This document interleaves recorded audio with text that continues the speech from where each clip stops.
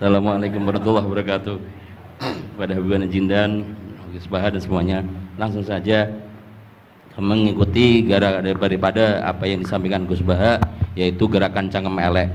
Alhamdulillah tempat kita di daerah Bogor khususnya bertempat yang berseberangan dengan beberapa faham yang macam-macam, dan itu mustajab gerakan cangkem elek untuk menghadapi mereka. Ngoten Gus. Terus kula nggih nyuwun ijazah terus mewakili sedaya, dan yang ingkang kami kalih mumpung teng mriki kan ingkang didhawuhaken Gus Bawau fasilitas dinggo fasilitas nyuwun fasilitas ijazah ngrungokke tafsir Jalalain ingkang teng YouTube. Terus nyuwun ijazah ingkang kathah niki. Ngambil ijazah yang banyak, fasilitas dari apa yang jadi tadi disebutkan beliau, fasilitas, masyhad dan semuanya. Jadi kita memiliki cara fikir yang enteng, yang enak. Dan mumpung wonten ijazahipun, nggih kula suwun ngoten Gus Bang. Ngoten cekap semanten. Assalamualaikum warahmatullahi wabarakatuh.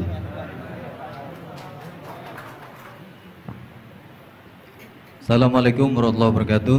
Gus Baha, saya Nawawi Bahrudin. Kalau secara organisasi saya dari PCNU Kota Tangerang. Saya Mustasar.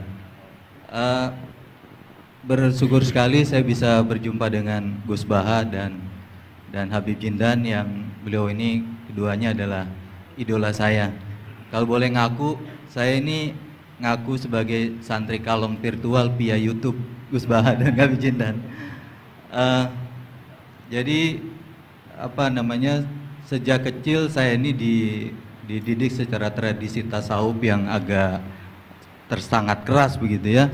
Kalau saya boleh cerita nih, ada ponakan saya nih Ustaz Samsuri, kami tuh keluarga besar kami tidak ada yang dulu miara TV Gus, televisi nggak ada, bunga bank juga susah gitu, musik itu haram, speaker nih juga haram nih dulu.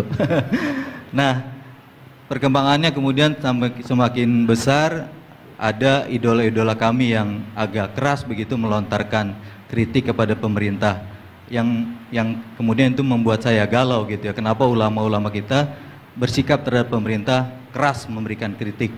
Nah, saya menemukan jawaban bertemu dengan Habib Jindan via YouTube tentunya dulu ya, walaupun saya kebetulan pernah juga silaturahim, kemudian juga dengan Gus Baha. Ini ada perspektif yang berbeda gitu ya, antara relasi ulama dengan umaro. Pendekatannya itu tidak yang kritik, yang bukan sekedar kritik tapi adalah menghujat. Nah ini saya temukan formula yang sangat menjawab kebutuhan saya pribadi, sehingga istri saya ini udah mulai cemburu sama Gus Baha karena saya terlalu sering nonton YouTube Gus Baha. Gitu. Nah yang kedua soal sanad ya, salah satu bukti saya pernah dengar cerita Gus Baha, agama itu adalah riwayah, oleh karena itu perlu sanad. Nah saya merindukan bersanad dengan Gus Baha nih, tapi kan saya bukan santri yang secara langsung, oleh karena itu dalam kesempatan ini saya ingin minta rukhsah sebetulnya Gus dan Habib. Kami ini kalau boleh mewakili diakui sebagai murid Gus Baha, bisa bersanad walaupun dalam pertemuan tatap mukanya saat ini aja baru. Mudah-mudahan ke depan bisa dilanjutkan. Terima kasih Gus. Assalamualaikum warahmatullahi wabarakatuh. Nggak apa-apa Ustadz, sahabat aja sekali ketemu Nabi langsung jadi sahabat kok. Baik, Gus Baha barangkali duluan. Kiai Abdurrahman Sahal, Kiai Ustadz Nawawi. Iya, apa saya Gus? Iya. Begini ya, masalah cangkem elek tadi ya. Bakat tuh sampean? Sudah. Nah, alhamdulillah sudah bakat. Karena kalau lewat Habib Jindan tidak pantas, beliau biar sempurna saja, tidak usah sanad itu. Jadi begini, dulu ketika Sulhul Hudaybiyah itu kan umat Islam sedikit sekali, terus dipaksa untuk pulang dari Mekah, tidak boleh umroh. Terus sahabat berkomitmen berani mati bela-belain Rasulullah SAW. Ketika berani mati ini digojlok sama orang musyrik. Jangan-jangan setelah kami perang betul, kamu meninggalkan Muhammad. Ini yang omongannya orang musyrik.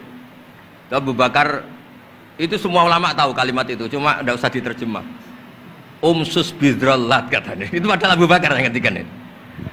karena memang ekstrim. Terus kedua, ada orang Bedui itu ngukur seorang nabi itu dengan hal-hal yang kurang baik. Misalnya begini, ya Muhammad, kamu ngeklaim tahu berita langit, coba unta saya yang hilang itu di mana?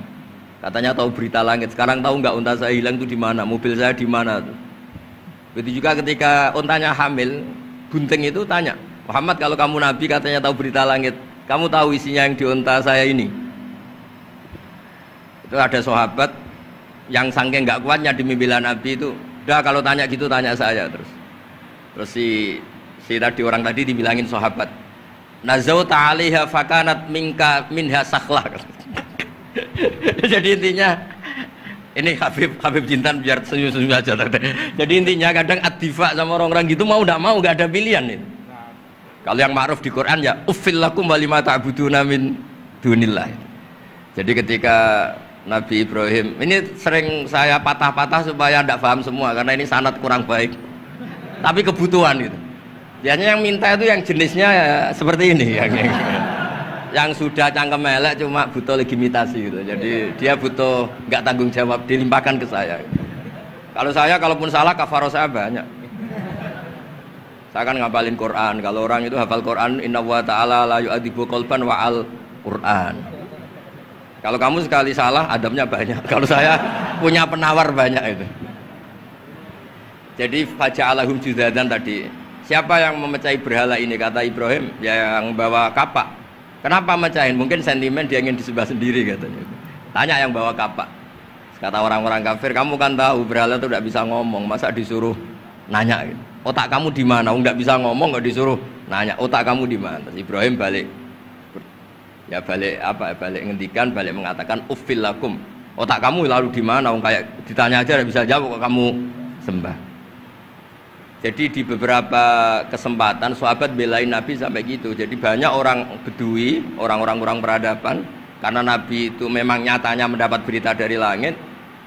Mereka terus itu dijadikan alasan. Unta saya hilang di mana Muhammad? Ini di mana? Unta saya ini hamil, itu bentuknya kayak apa? Katanya kamu tahu berita langit. Masa gini aja enggak tahu? Ya terus tadi. Saya enggak tahu, sahabatnya mungkin kayak jenengan enggak tahu saya. Terus dia ambil, udah tanya saya aja. Nazauta 'alaiha fakanat minka minha sakhlah. Nazauta itu sudah paling anaknya ya kayak kamu lah, kamu yang nazauta 'alaiha, enggak usah diterjemah nazauta 'alaiha itu. Tapi potongan-potongan gini tahu kira nazauta 'alaiha itu kayak. Artinya ya memang dalam banyak hal memang nggak bisa dihindari hal-hal seperti itu. Ya tapi tentu yang suasananya ilmiah bukan hadun nafsi ya, suasananya yang ilmiah bukan apa? Hadun nafsi. Karena kadang-kadang memang mau tidak mau kayak ya tadi orang-orang yang menghujat Nabi, orang-orang yang apa itu. Kadang-kadang paling efektif itu ya jawab seperti itu. Ya, jawab seperti itu. Itu sudah berapa tadi? 3 kan? Nah, itu bukti bahwa kadang-kadang itu nggak ada pilihan dalam menjelaskan. Ya, nggak ada pilihan dalam menjelaskan. Ya, maksudnya seperti itu, tapi tidak tahu saja. Daripada anggap bibitan kan kasihan. Saya aja yang jawab. Nah, terus tadi yang Jalalain rutin sanad saya memang sebetulnya kalau saya boleh milih di mana-mana sanad tuh ngajinya utuh. Saya dulu ngaji Mbah Mun itu mulai Jamul Jawami, Fathul Wahab banyak. Sebagai keluarga Quran, bapak saya itu hafal Quran tuh kayak Fatihah, ma'ruf itu di daerah saya. Tidak ada orang hafal Quran kayak Fatihah kayak bapak saya itu. Makanya tradisi keluarga kami memang Quran. Terus babah kami juga dari ulama Lasem, Habib Jitan pernah rawuh di mbah saya. Kebetulan pondoknya mbah saya namanya juga Al-Fakhriyah Habib. Jadi karena kalau konstruksinya tidak khatam seperti ini namanya ijazah amma. Ijazah amma ya cukup lah buat rame-rame. Tapi secara keilmuan itu masalah karena konstruksinya belum selesai. Makanya tadi saya senang Habib Jitan ketika cerita ada orang ngajar lumak. Usul fikih itu perangkat yang mau tidak mau untuk alat tafsir. Misalnya begini, wa antasma'u bainal ukhtain, tidak boleh mengumpulkan perempuan 2 yang kakak beradik jadi istrinya 1 orang. Itu bainal ukhtain itu min itlaqil ba'di wa iradatil kul, yang dimaksud Allah adalah mengumpulkan 2 orang yang ada hubungan mahram. Coba kalau kita misalnya bikin gerakan kembali ke Quran, berarti yang haram hanya antasma'u bainal ukhtain. Padahal yang haram adalah bainal mar'ah wa ammatiyah wala bainal mar'ah wa khalatiyah wala bainal mar'ah wa jaddatiyah. Pokoknya 2 perempuan yang ada hubungan mahram tidak boleh dikumpulkan dalam satu pernikahan. Bayangkan kalau orang tidak ahli usul fikih kemudian dia mentafsirkan Quran, terus dia hanya pegang wa antasma'u bainal ukhtain. Itu juga anak tiri. Ada aturannya, lafadz yang keluar karena ghalib itu tidak punya makna. Misalnya begini, anak tiri yang nggak boleh dinikahi adalah waroba ibu kumulati fi hujurikum, anak tiri yang serumah. Padahal anak tiri serumah tidak serumah, kalau ibunya sudah kamu kumpulin kan tidak boleh dinikah. Lalu kata fi hujurikum di sini adalah yakhruju makhrujal ghalib. Ya umumnya anak tiri itu serumah, tapi bukan punya ikatan apa hukum. Nah, hal seperti itu kan riskan kalau kita tidak mengaji usul fikih, apa kaidah fikih. Misalnya gini, ada ular di dalam, terus kiainya bilang, Jamal ambilkan tongkat. Terus kamu karena nggak dipanggil namanya, terus nggak ngambil tongkat. Oh yang dipanggil Jamal bukan saya. Ini santri geblek dah. Sebenarnya kata manggil itu qaulun nabi li ahadin min ashabi itu qauluhu lil jami'. Yang hal-hal yang baik, yang darurat, siapapun yang bisa melakukan harus melakukan itu meskipun nggak dipanggil. Coba semua wiridan, ya Mu'ad inni uhibbuka fakul dubura kulli sholatin Allahumma a'inni ala dzikrika wa syukrika wa husni ibadatik. Sebagai riwayat fala tada'anna dubura kulli sholat. Terus kamu bilang nama saya ada Mu'ad loh, berarti tidak kena ijazah itu. Itu harus ada analisis usul fikih. Kalau enggak ya habis kita. Semua wiridan tuh ya Abu Hurairah, ya Mu'ad, ya Aba. Nah, terus kamu, saya ada yang di waksiati Rasulullah, ada yang diijazahi, ya tidak bisa. Jadi masalah sana tuh maunya kalau sampean orang baik, ya semua kebaikan tuh saya ijazahkan. Ya tapi tentu beda yang ngaji betulan sama yang ngaji begini-begini itu. Ya memang seperti itu, karena kalau ingin jadi ulama konstruksinya memang harus utuh. Karena tadi ada usul fikih, ada kaidah fikih, ada macam-macam kayak tadi wa antasma'u bainal ukhtain. Itu ya zaman Nabi Sugeng sudah nambahi wala bainal mar'ati wa amatiha. Tidak boleh menikahi istri dan budenya atau bulenya. Nah, kenapa Nabi tidak bilang wala bainal mar'ati wa jaddatiha? Kayaknya orang kelainan kalau kepikiran seperti itu. Loh kalau bule itu masih masuk lah. Ya misalnya istri kamu 17, bulenya 27 kan, oh cantik budenya kan masih bisa mikir gitu. Tapi kalau istri kamu 20, mbahnya 80, kok kepikiran itu kan. Sehingga di hadis memang hanya wala benal marati wa ammatiha, wala benal marati wa kholatiha. Nabi tidak mengatakan wala benal marati wa jaddatiha. Kayaknya kalau orang normal itu tidak kepikiran itu. Ya tapi apapun itu nyatanya Quran hanya wa antasma'u benal ukhtain. Itu kalau nggak dijelaskan pakai usul fikih, ini min itlaqil badi wa iradil qul secara balaghah. Ya, itu kan tidak bisa. Nah, di sini pentingnya ngaji khatam. Makanya saya suka ngaji Jalalain dengan penjelasan fikih, penjelasan usul fikih, karena supaya orang itu tahu lah bahwa maknani Quran tadi seperti yang didahulukan Habib Jindan itu. Ya kalau kamu tidak menguasai betul, terus akhirnya ngomong menurut saya, Quran kok menurut saya, menurut perasaan saya tidak bisa. Kata Habib Jindan kok biro'ihi, ya sudah pesan tiket di neraka. Ngeri kan? Apalagi sudah biro'ihi dapat penghormatan, dapat uang, dapat panggung.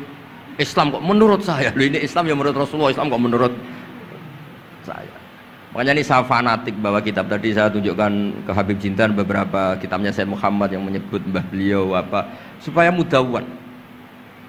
Dulu itu ada orang alim alama namanya Les bin Sa'ad. Kata Imam Syafi'i, "Al-Les afqahu min Malik illa annahu daya'ahu ashabu."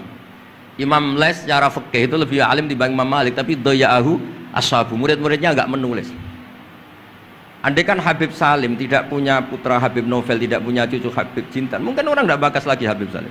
Bazuber andai kan tidak punya putra Mbah Mun, orang juga nggak bakas lagi Bazuber. Bapak saya Kiai Nur Salim andai kan tidak punya putra Samu, kan orang sudah lupa. Dulu ini cerita yang paling ekstrim. Dulu Nabi Ibrahim pernah dikira Yahudi karena punya keturunan Yahuda bin Yakub bin Ishak bin Ibrahim. Ketika Yahuda punya perilaku tertentu seakan-akan itu dari mbah-mbahnya. Baru setelah Rasulullah SAW memaklumatkan ad-dinul hanif, ad-dinul Islam millatun hanifiyah, millata abikum Ibrahim, baru terpulihkan nama Ibrahim. Makanya kalau dalam nasihat Arab itu kama takarroma bi Muhammadin adnanu. Dulu orang tuh nggak tahu Adnan itu siapa, Qusay itu siapa, Kilab itu siapa. Gara-gara punya cucu yang bernama Rasulullah Muhammad SAW, Sayyidul Khalqi, orang nyari-nyari Abdullah itu siapa, Abdul Muthalib itu siapa, Hashim itu siapa. Akhirnya diketahui Sayyid Abdul itu orang yang ganteng, perilakunya baik. Abdul Muthalib itu orang yang pertama sering makan-makan, ngasih makan orang haji, gini-gini. dikatakan Syaibatul Hamdi karena terus orang ini dikatakan wasumia fi sulbin Nabi sallallahu alaihi wasallam dzakara wa ta'ala walabba, ini dikatakan kusoi litaqosi fi biladi qudaatal qosiyah, terus dikatakan kilab likas roti takalubi fil ardi karena orangnya aktif sering berjuang di mana-mana. Terus jadi makanya kalau jenengan punya anak punya cucu doakan jadi orang baik karena status Anda ini tertera cucu-cucu Anda. Lho nggih misalnya bapak sampean alim terus putune nak domino di situ, mabuk-mabuk di situ. Itu disatakan makam keramat apa tempat mabuk. Nah, makanya dzurriyyah ini penting. Makanya ketika Allah memberi hadiah pada Rasulullah Muhammad SAW kepada semua nabi, mesti disebut wa ja'alna dzurriyyatahu humul baqin. Ketika dikatakan kalimat tauhid juga wa ja'alaha kalimatam baqiyatan fi aqibi. Makanya ukuran orang baik itu ya anaknya, cucunya, apa-apanya. Karena ini yang meneruskan status kita. Ya jelas ya. Itu kalau Anda ini ngaji khatam, konstruksi itu tahu.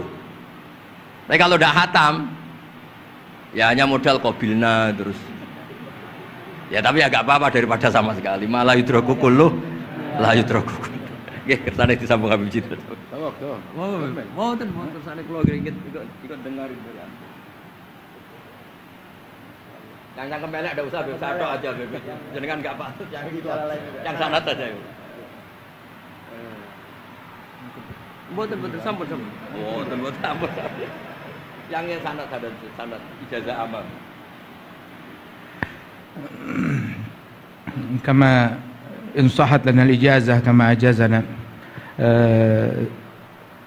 سيد الوالد الحبيب نوفل بن سالم بن أحمد بن جندان عن والده الحبيب سالم بن أحمد بن جندان عن شيوخه جميعا وعن الوالد الحبيب نوفل عن جد الحبيب علي بن عبد الرحمن الحبشي وكذلك كما أجازنا الجد الحبيب محمد بن علي بن عبد الرحمن عن والده الحبيب علي بن عبد الرحمن الحبشي وكما أجازنا شيخنا ومربينا الإمام الحبيب عمر بن محمد بن سالم بن حفيظ عن شيوخه وكما أجازنا شيخنا الحبيب علي المشهور بن محمد بن سالم بن حفيظ وشيخنا السيد محمد بن علي بن عباس المالكي والحبيب عبد القادر بن أحمد السقاف والحبيب أبي بكر بن علي بن أبي بكر بن علي بن عبد الرحمن المشهور والحبيب زين بن إبراهيم والحبيب سالم بن عبد الله بن عمر الشاطري وأخيه الحبيب حسن جميع مشايخنا فبأسانيدهم إن صحت لنا الإجازة أجزناكم في تعلم والتعليم تذكر التذكير في الدعوة إلى الله تعالى وفي أذكار سادة بني علوي وفي كل ما يقربكم إلى الله إن صحت لنا الإجازة أجازناكم بذلك.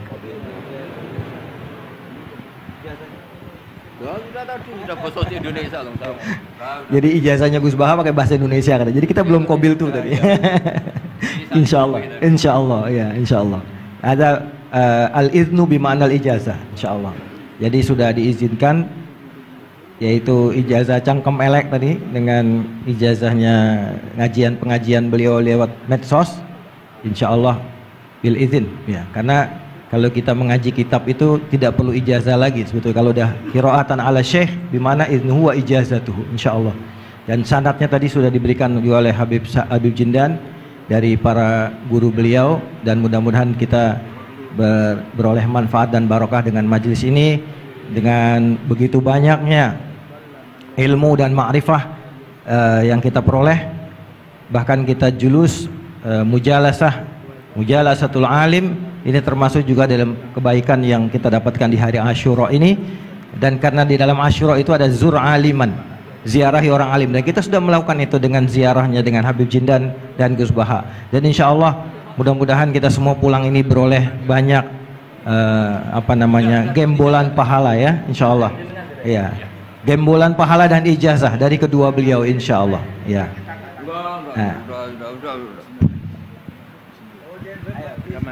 Ya, ajazatuhum kama ajazalana syekhuna wa syekhu syekhina Maimun Zubair wa aslafuhu ila Rasulillah sallallahu alaihi wasallam.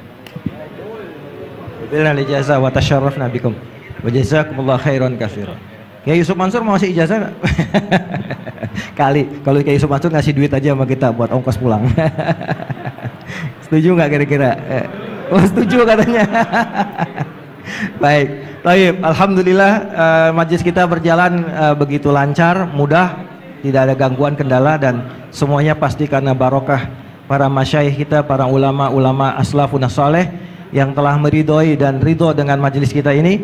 Kita doakan guru-guru kita yang ada di depan ini, beliau-beliau semoga selalu diberikan sehat, panjang umur dalam ta'ah, dalam memberikan manfaat dan ilmunya kepada kita semua, dan menjadikan kita semua yang ada di majelis ini juga selalu menjadi tulabul ilm yang istiqomah, yang selalu meneruskan, insya Allah kita teruskan kepada generasi penerus kita, anak-anak cucu kita dalam tradisi keilmuan Ahlus Sunnah wal Jamaah yang insya Allah akan selalu eksis di bumi Nusantara ini. Amin ya rabbal alamin.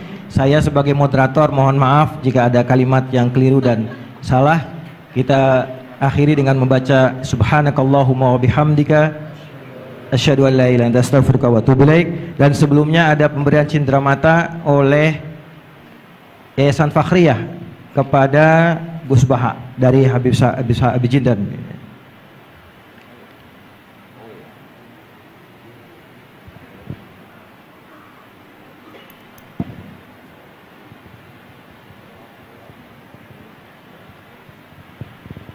Shallu ala Nabi Muhammad.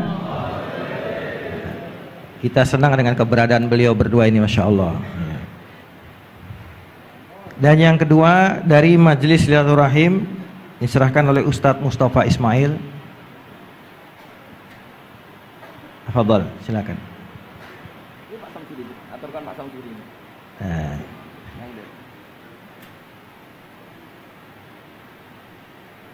Ini pelakat nih, banyak ini.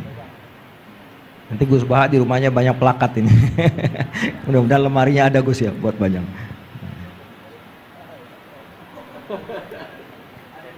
Buat Habib Jindan juga dan buat Gus Baha.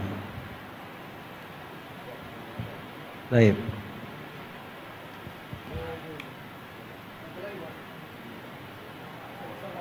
Ustaz, ya.